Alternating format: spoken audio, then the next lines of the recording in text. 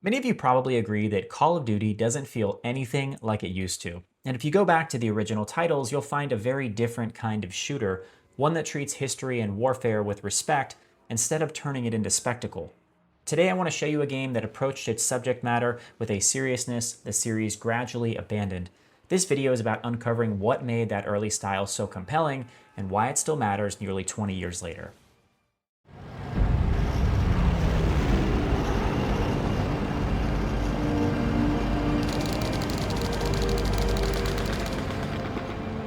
Call of Duty 2 is one of my favorite entries in this series, and I still remember the first time I played it at a friend's house. His dad installed custom home theaters for a living, so naturally they had a ridiculous setup. They had the biggest TV I'd ever seen, surround sound, and of course, a brand new Xbox 360.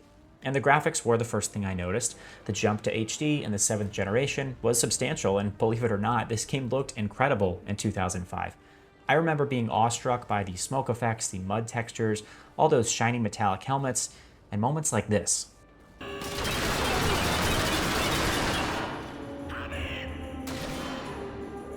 Now, what can I say? 13-year-old me was easy to impress, but more than the visuals, this game really tapped into my lifelong fascination with World War II. As a child, I was glued to the History Channel. My favorite book was The Lost Ships of Guadalcanal. The first R-rated movie I ever saw was Saving Private Ryan. My favorite TV show is still Band of Brothers, and even today I continue to read about this conflict. I'm sure plenty of you share my interest in history and warfare. But here's the thing, the core of that fascination isn't really about the who, what, where, or why of history. It's about confronting the unknowable.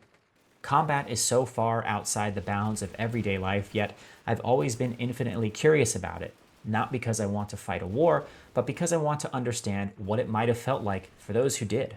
It's a way to examine courage, fear, and loss, to ask, what would I do? That curiosity has always pushed me towards books, movies, memoirs, and documentaries that could offer a glimpse of combat.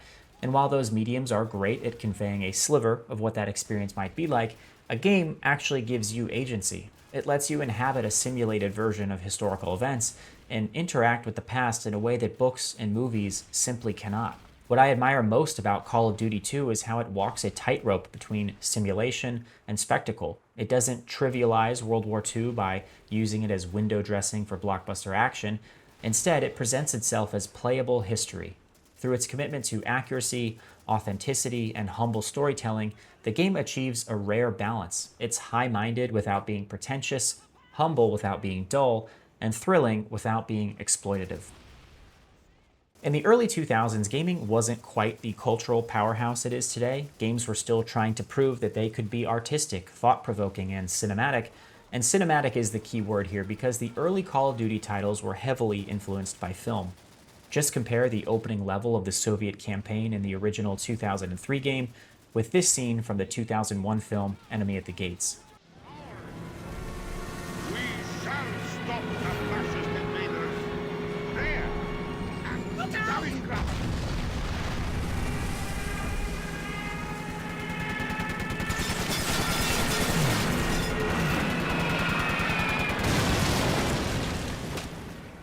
The D-Day level from Call of Duty 2 takes clear inspiration from 1998's Saving Private Ryan. Brayburn, you look like you're gonna puke. You know what, Danny? Why don't you just... Dog Company, listen up! Men on the beaches are counting on us to take out the coastal guns on those cliffs. Move fast!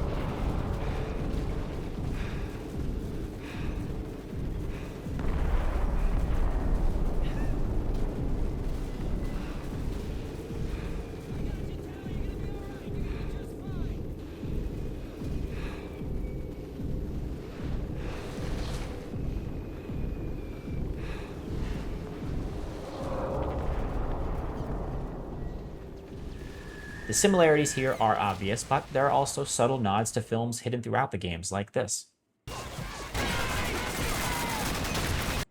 So why emulate these films? Well, because up to that point, they were the best depictions of warfare ever put to screen. The designers at Infinity Ward wanted their games to be on par with Hollywood's best, and as they say, imitation is the greatest form of flattery. And although many of these films told fictional stories or used artistic license, they still tried earnestly to be authentic. That authenticity was a form of respect. Their use of drama wasn't about sensationalism, it was meant to provoke audiences into pondering, what would I do in that situation? Similarly, spectacle wasn't simply about dazzling viewers with over the top action and eye candy, it was used to convey the scale and gravity of the conflict. These films weren't just entertainment, they served as a historical record seeking to honor and preserve the memory of World War II. And the same is true for Call of Duty 2. It's a fun video game, but it is also a sincere attempt to depict World War II realistically. And that wasn't an accident. When discussing Call of Duty 2's development in a 2005 interview, the then president of Infinity Ward, Grant Collier, made it clear that authenticity was a priority from day one, saying, quote, "We spent a lot of time with reenactors and military advisors to see what we could do to make the game more authentic." That desire for realism coincided with a technological leap that made it possible. The Xbox 360 and DirectX 9 allowed Infinity Ward to create bigger, denser worlds with more soldiers, more detail, and new systems. Some of those advisor recommendations made their way into the game. For example, advisors noted that smoke was a common occurrence on real battlefields, which prompted the team to build a robust particle system. But smoke was more than just visual flare, it was an obscuring force for both the player and the AI. And another suggestion was the introduction of combat dialogue. Instead of scripted lines, Infinity Ward created a dynamic battle chatter system that allowed the AI to communicate orders, enemy positions, and incoming threats. This made the action sound more dynamic and believable. And fun fact, Call of Duty 2's battle chatter system contains over 20,000 lines of dialogue and is bigger than the entire original game. Players also pushed for less linear levels, and the developers responded by creating larger spaces with multiple paths. Now, these changes, along with improvements to AI, graphical fidelity, and sound, were a significant step up from the original Call of Duty, but what really made this game great was how it treated the player. Part of creating an authentic experience is depicting World War II accurately. The other part is allowing the player to inhabit that world as a participant, not just a spectator. Call of Duty 2 does not put you in the boots of an elite operative. You're not a specialist with high-tech gear, unique abilities, and plot armor. You're just a regular soldier with a rifle like everyone else. Your enemies are just as lethal as you are. You die just as easily as they do. Resources are scarce, you're limited by barbed wire, minefields, and machine gun fire, just like everyone else. Survival depends on positioning, timing, and careful aim. There's little room for bravado.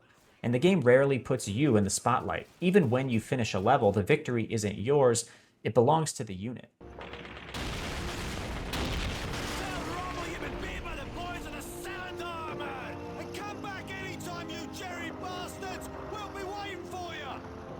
The game is somewhat indifferent to the player, and that indifference is partly why Call of Duty 2 feels like playable history instead of a power fantasy. It's not about you, it's about the conflict. The game also takes a deliberately minimal approach to storytelling.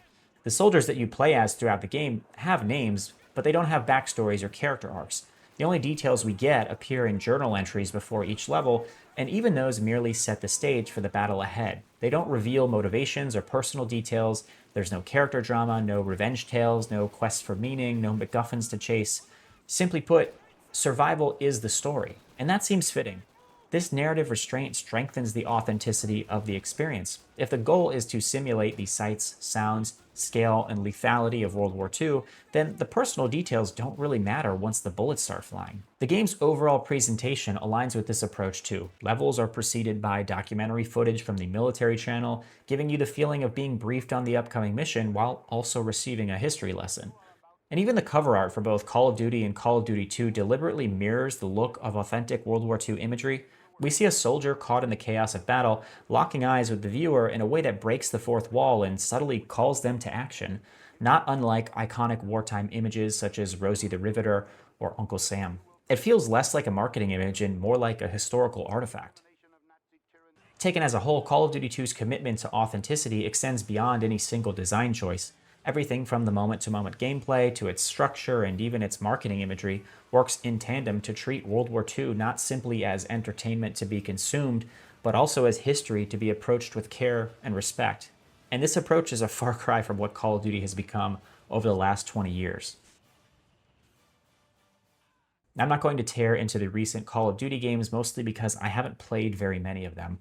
The last title I actually bought was the original Black Ops. I've played a few since, but I've been largely uninterested in what Call of Duty has to offer for quite some time now. And maybe I missed some truly great games along the way. Feel free to let me know in the comments. But even though I haven't played all 15 plus entries in this franchise since 2010, it's clear that many of the more recent games have little in common with what I loved about the original titles. Call of Duty 2's playable history approach is missing for a few reasons. Obviously, games like Infinite Warfare and Black Ops 7 are not based on real history, but more important than that, their entire design philosophy is antithetical to the older titles.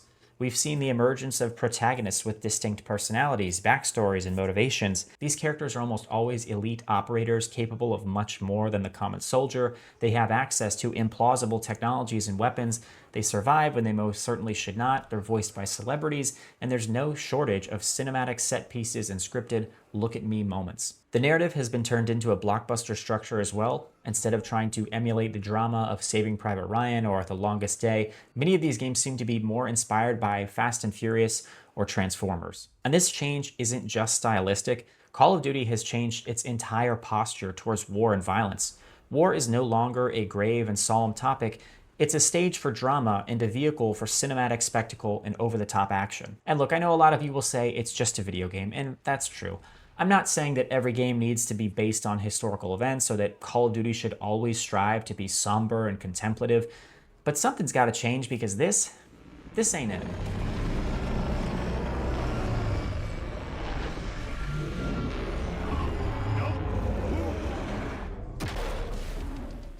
The point here is that restraint matters. Call of Duty 2 and many of the older titles never seek to flatter the player.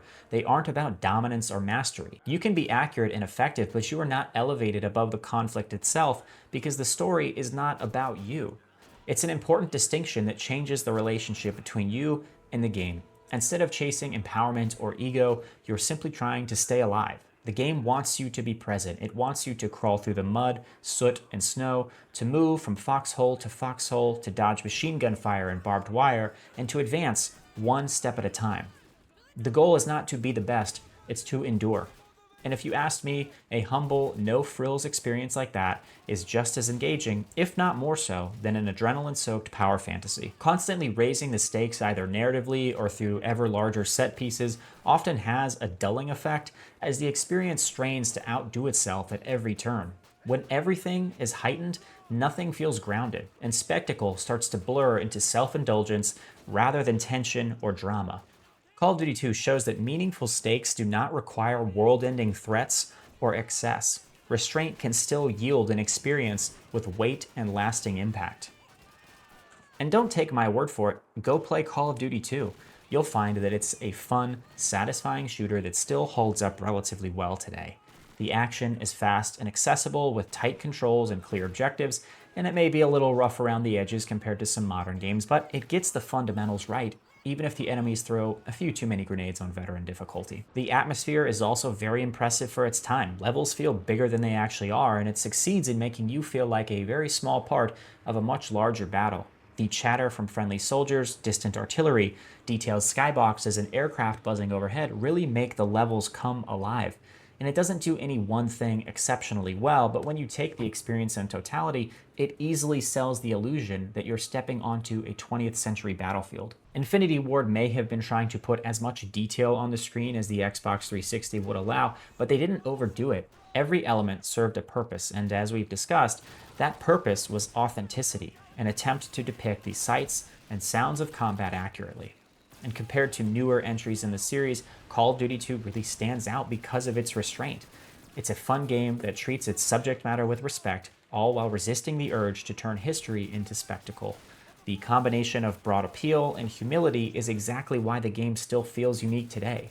Its genuine and authentic approach to warfare remains more compelling than Hollywood bombast. At least, that's why this game has stuck for me for so many years. As a kid fascinated by World War II, I was always searching for new ways to understand it. Call of Duty 2 gave me a sample of that. It allowed me to experience history in a limited and imperfect way, but one that felt closer to learning rather than consuming. Not long after Call of Duty 2 released, I took a trip to France with my dad, and we went to Normandy. Visiting places that I had only known through books, movies, and games was significant because it allowed me to connect physically with these places that I'd only seen through a screen or imagined in my head. And in particular, Point du Hoc was strikingly similar to what I remembered from Call of Duty 2. That realization gave me a newfound appreciation for the designers at Infinity Ward and how carefully their game had approached its depiction of this battle.